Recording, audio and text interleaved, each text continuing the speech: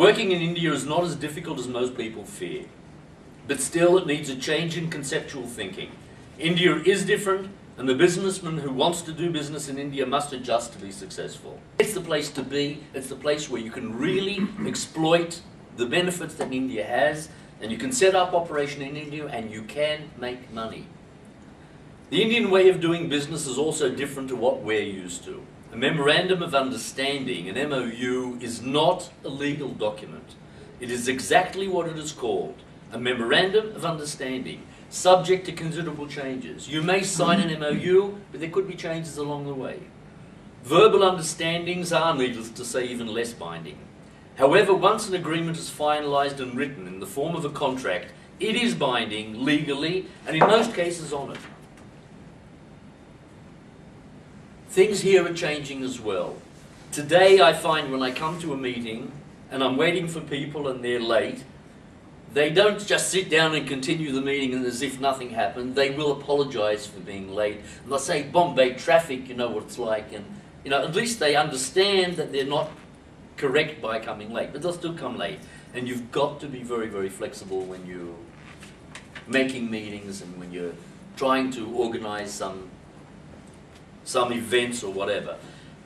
One of the reasons that 12 years ago I decided I had to move to India to live, because when I'm organising meetings and I'm trying to meet people who are important to me, if I come into India for a few days, 1 week, and try to organise meetings in advance and I turn up, half of them are cancelled, postponed, changed. If I'm living there, it's very easy. Okay, the guy doesn't turn up, he rings me and he says, sorry, I can't make it, no problem, tomorrow, after tomorrow, next week. Happens all the time. Another factor to be taken into account is punctuality. Time is flexible in India.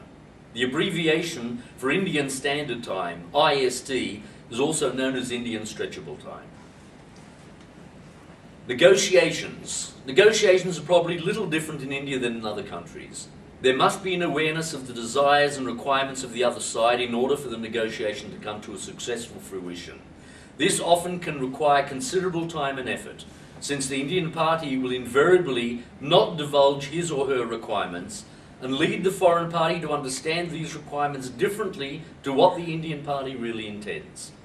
Thus, there are many occurrences where an agreement is reached only to find that before the actual conclusion, the Indian party will suddenly come up with many changes which were supposedly settled.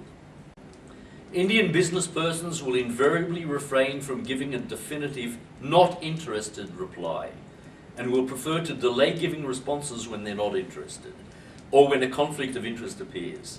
However, such a delay is not necessarily an indication of lack of interest, and the Australian business person must develop sensitivity to reaction in order to differentiate lack of interest from honest delays. Personal relations are vital in the development of business contacts, in both the negotiating stage and the fulfillment stage of the business.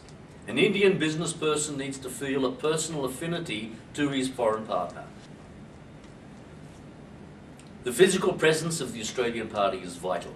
As with most cases of negotiation, however, probably more so with Indians. Progress by email and telephone is possible, but far slower than by physical presence. Indians also prefer to know that the foreign party has full intentions of staying in India for a lengthy period and sees India as a strategic market demanding their